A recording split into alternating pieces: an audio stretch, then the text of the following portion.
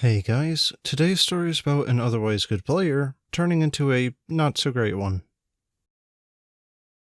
I know the player that the story is about goes on Reddit, so there's a chance that he'll see this. But I really want to tell this story, so whatever. To start off, here's some context on the group. We're playing the 1920s version of Call of Cthulhu, so everything is as realistic as possible except for the occasional monsters and magic. My group formed from an online meetup, so the only people who knew each other beforehand were my best friend and I who joined together. We used to meet in person until COVID, and this story occurs at that time, and we all get along surprisingly great. I'll call the dude in question Noah. Some in the group were new to TTRPGs, and some had previous experience. And the DM, who should be called a keeper in Call of Cthulhu, but I'm going to call him a DM, who had been playing for decades. I want to emphasize that our DM is great, extremely generous, and puts in a ton of work on our game, and is more than willing to adapt the story and gameplay to ensure we're all having a good time. Now, here's some context on Noah. A lot of stories about problem players usually are like, this guy was obviously going to become a problem player sooner or later, and here's when he finally ruined the game. Noah was not at all like that. Again, he was new to TTRPGs, but he seemed extremely eager to both play the game and be our friend. For Halloween, he dressed up faithfully as his character. A wandering vagrant. Murderhobo, you might be thinking? We'll get to that. He commissioned and bought all of us real business cards for our characters that we could give to NPCs we met in the story. He invited us to parties at his place, and we all got along great with his girlfriend and friends. None of us had anything but good things to say about him until this night. And here's some context for Noah and I. We would sometimes butt heads because of our different playstyles and personalities. I have no problem stating that I'm a stickler for rules and can be very particular. I'm the jerk who will say, "Wait, DM, you forgot to make us all roll a sanity loss." I'm also someone who will be like, "Hey, you're sitting in my normal spot." Or, "Sir, your feet are in my foot space." Noah liked to make fun of this and accurately called me Donald Duck. And I welcomed this. When I face a metaphorical barrier in a game, I try to work around it. Noah liked to slam through the barrier. To me, this only strengthened our group because he and I approached problems differently, which gave us more options. He'd sometimes derail the story, but it never seemed to come from an intent of sabotaging the game. Noah loved to make fun of me for being a stick in the mud, and I loved to call him out for not taking the path laid out in front of us. Until the night in question. I had no other reason to believe that his jabs at me were anything other than friendly. I'll also admit, because I'm comfortable playing TTRPGs and chose to play a character with high social skills, I often end up taking the lead, but I try very hard to not railroad the session or get in the way of what others want to do, even if they want to do something goofy or not main plot related.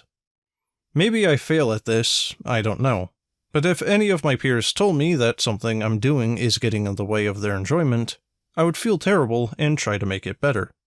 I even purposefully don't speak up in some social interactions to give the others a shot. I don't think I'm unreasonable to play with, but who knows? I can't see myself from the outside. One other thing, my DM records our sessions, partially for podcast stuff, and partially so that if any of us want to go back and listen, we can. He does this with our permission. I didn't listen to the recording of this night because living through it once was enough. But my best friend, who couldn't make the session that night, listened to it a few times. And that's the end of the context. For the game in question, our schedules worked out that the only day we could meet up on was late on a Saturday. We used to play in the mornings, so we were more tired than usual. We had just finished our New York City and Cruise Line chapters and arrived in London. The DM described we were outside a train station and asked what we wanted to do. I suggested we find a hotel before getting on with the main plot. The DM asked us what kind of hotel we wanted, and Noah started chanting Big Ben. He didn't say, "I want to go to Big Ben." He just started chanting it over and over. I was still trying to get the hotel situation sorted, but I could barely hear our DM over the chanting. I didn't catch it at this time, but my friend, after listening to the recording, said at some point he told me, "No, stop, shut up, stop talking." My DM decided to roll with this and introduced a stereotypical London street person who said, "Oi, do you want to go over to see Big Ben? I can take you over there for some arbitrary amount of British coins." Which, at this point, I was so sick of hearing the chanting, I said, "Yes, please, whatever, take our money so Noah can stop chanting." My DM reminded me that Big Ben was in sight, so basically we were being conned. Noah stopped chanting to make fun of me for being so stupid as to fall for this con. This annoyed me, because obviously I can't think straight when someone is chanting non-stop. I don't even want to go sightseeing in a game where I can't see anything. I just want to play the game. The DM tried to get the British street person to get the money from us, and Noah decided to punch the guy in the face. Note that this is not at all normal to do in COC, a game with real consequences. The rest of the group and I are not interested in getting arrested 5 minutes after arriving in London, so we say we're leaving for the hotel. Noah decided to sprint to Big Ben, and we don't stop him. Noah arrived at Big Ben, and it's a clock tower. The DM asked Noah what he wanted to do now, and Noah said, "I want a kebab." The DM reminded him that this was 1920s London. You can only get a kebab in specific districts, so he would have to go to the other side of London. Noah said he wants to go there, and he gets there at night, and he got a kebab. The DM cut to the rest of the group, and we wake up the next morning at our hotel and have a funny scene with newspapers and breakfast. We find out some important clues from the newspaper and discuss what to do to further the plot. One person suggested that we go find Noah, but another player and I shut that down. This is 1920s London, and though it's player knowledge, we know Noah is nowhere near the hotel or where we last saw him. There's no cell phones, and we have no magical abilities or objects to keep us in touch if we separate. Something Noah should have known when he ran off. Also, we want to play the game, so we do main plot stuff. When the DM cut to Noah, the DM said he woke up in some alleyway because his character was more concerned about sightseeing and getting a kebab than finding a hotel. Noah appears to realize that he's wasted a bunch of time doing absolutely nothing. So he said he wanted to find a weapon shop to buy some grenades. Now, our group had talked about getting grenades to fight the powerful monsters in the game, but it was more of a joke than an actual plan. But the DM threw him a bone and took him to a weapon shop. But after talking to the weapons dealer for a bit, the DM reminded Noah that he needed to roll high to be able to get the grenades. They're illegal war-level weapons, so obviously you can't just go to a weapons store and expect to get them that easily. Noah says that if the weapons dealer won't sell him the grenades, he'll kill him. We're all shocked by this. Again, this isn't D&D. There's police, there's consequences. Murder is a pretty big deal. Moreover, we usually work with the police for plot reasons, so killing innocent people could completely derail us. And our DM isn't afraid to send any of us to jail. But Noah rolled and got lucky. He passed with a hard success. He got a few grenades, and at this point it was getting late, and one of us was falling asleep at the table. So the DM ended the session. A few people left, and a few people stayed behind to go to the kitchen to clean up and talk. Now, because the DM was a grown adult and had been doing this for years, he turned to Noah and said, "Well, tonight was a disaster." And he wanted to know why Noah derailed the whole night to basically do nothing. Noah got defensive and said that the problem was the DM. He wasn't describing the world enough. All we do is just talk to the same people in the same scenarios. Noah can't visualize the world properly. So that's why he wanted to explore London. The DM did take this to heart, but he did also remind him that he did derail the whole session, instead of just saying this. I jump in at some point, and Noah took this chance to criticize me.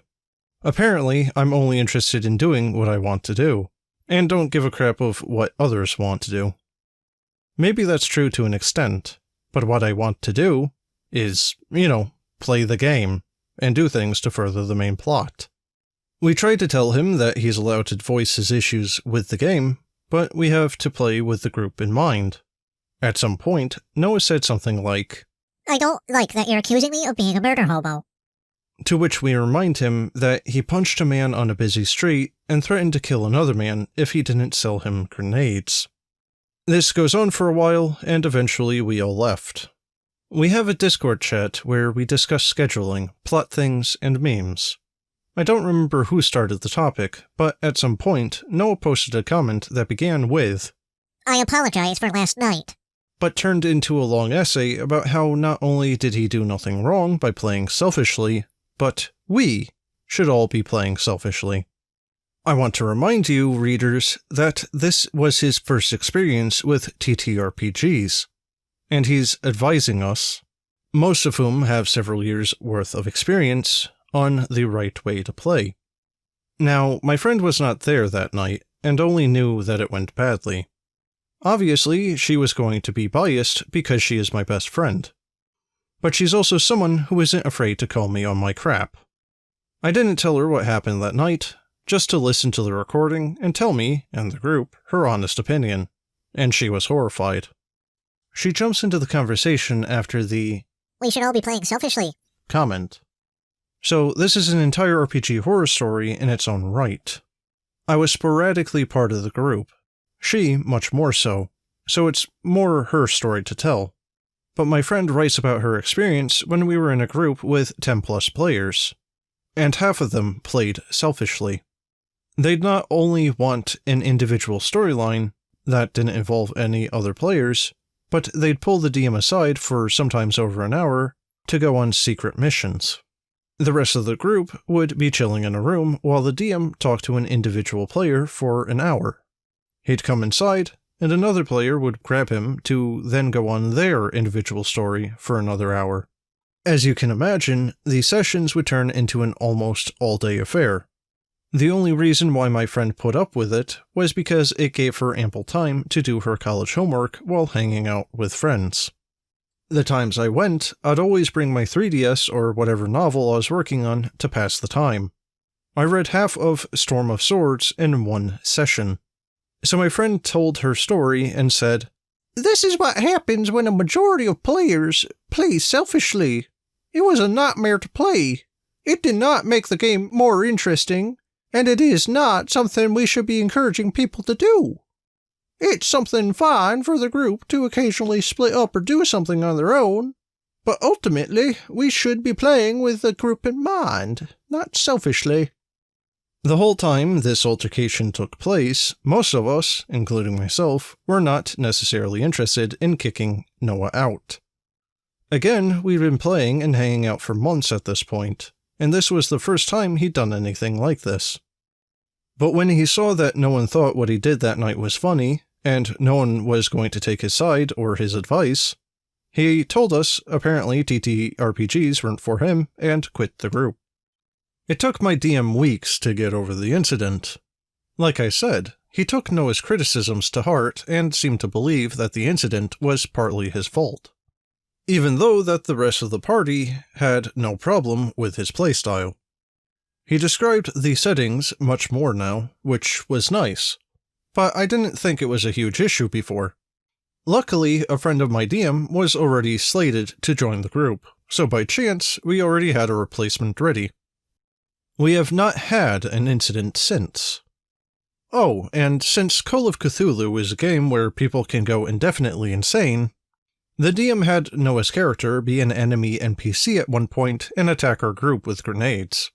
It was an awesome fight. His character ended up dying, but we're not complete jerks, so we had his body cremated. We then put the ashes in a pouch that we attached to Noah's cat. He had a cat that was with him at all times. It was great. And we sent the cat to the Dreamlands, which is a magical place where a ton of cats lived. The end. But in any case, guys, that's the end of the video. I hope you enjoyed, and if you have a story that you'd like me to narrate, let me know. And as always, thanks for watching, and have a good one.